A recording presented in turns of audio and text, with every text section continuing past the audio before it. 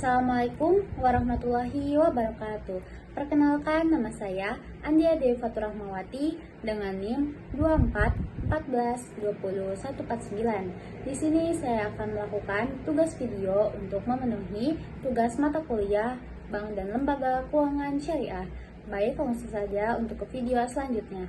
Di sini saya akan menjelaskan beberapa materi yang telah disampaikan oleh Pak Sabil Hakimi yang berfokus pada fondasi penting dalam mengelola keuangan pribadi untuk mencapai stabilitas dan tujuan finansial jangka panjang.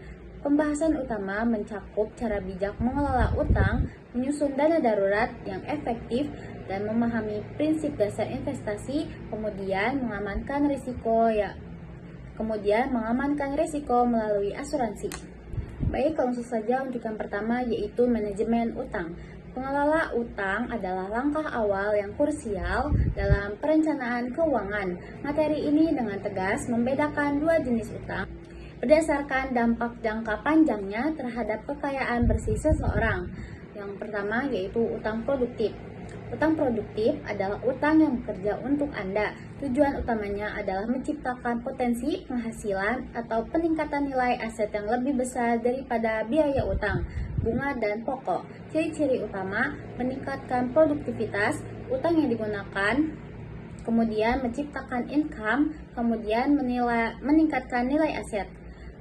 Terus ada contoh dalam slide yang telah diberikan, pembelian barang yang bisa meningkatkan produktivitas seperti pakaian untuk artis atau iPad untuk marketer, di mana alat tersebut menjadi instrumen utama dalam menambah penghasilan.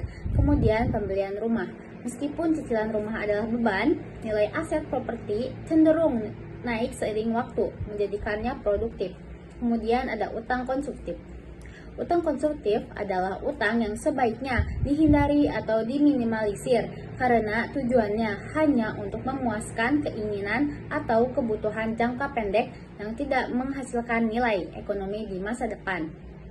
Ciri-ciri utamanya seperti nilai aset menurun, kemudian tidak menghasilkan income. Definisi yang telah diberikan dalam slide yaitu hutang yang dipergunakan untuk hal-hal yang bersifat konsumtif dan tidak menghasilkan uang lagi. Kemudian ada pilar keamanan finansial atau dana darurat. Setelah mengelola utang, prioritas berikutnya adalah membangun dana darurat. Dana ini adalah jaringan pengamanan finansial yang memastikan stabilitas keuangan keluarga ketika menghadapi resiko tak terduga. Klasifikasi kebutuhan darurat adalah keadaan mendesak yang memerlukan dana segera dan tidak bisa ditunda. Yang pertama itu contohnya seperti sakit yang tidak bisa ditunda, kemudian kecelakaan di jalan, kemudian pemutusan hubungan kerja atau PHK mendadak, kemudian pernikahan jika perencanaan kurang dari 1 tahun dan memerlukan biaya besar secara tiba-tiba. Kemudian adalah meninggal dunia. Kemudian ada kriteria ideal dana darurat. Dana darurat harus memenuhi 3 kriteria utama yaitu cepat, mudah, dan aman. Aturan penting yaitu harus dipisahkan dari investasi jangka panjang. Dana darurat adalah cadangan, bukan alat yang mencari keuntungan tinggi. Kemudian bukan kartu kredit. Kartu kredit adalah utang. Menggunakannya saat darurat justru menambah masalah finansial. Kemudian ada instrumen penyimpanan dana darurat. Dana darurat harus ditempatkan pada instrumen keuangan dengan risiko rendah dan likuiditas tinggi, seperti dana tunai di rumah, jumlahnya yang terbatas, emas perhiasan di rumah, dana di rekening bank, deposito dengan jangka waktu pendek dan bisa dicairkan, kemudian emas batangan atau kepingan seperti logam mulia, kemudian reksadana pasar uang. Kemudian ada fondasi investasi nilai uang terhadap waktu. Konsep time value of money atau TVM adalah dasar dari semua perencanaan keuangan jangka panjang. TVM menyatakan bahwa sejumlah uang yang dimiliki saat ini sangat berharga daripada jumlah yang sama di masa depan, karena uang saat ini dapat diinvestasikan dan menghasilkan bunga atau return. Kemudian ada pengamanan risiko, prinsip-prinsip dasar asuransi. Asuransi adalah mekanisme pengalihan resiko finansial dari individu ke perusahaan asuransi. Ada dua prinsip dasar yang mengatur operasional dalam klaim asuransi. Yang pertama itu prinsip itikat baik mutlak. Prinsip ini adalah fondasi dari kontrak asuransi. Prinsip ini mengharuskan kedua belah pihak yang tertanggung dan penanggung untuk bertindak jujur, terbuka, dan menyampaikan semua material fakta yang dapat mempengaruhi keputusan kontrak. Kemudian ada tujuan asuransi. Asuransi adalah untuk mengganti kerugian finansial, bukan untuk mendapatkan keuntungan. Kemudian ada implikasi.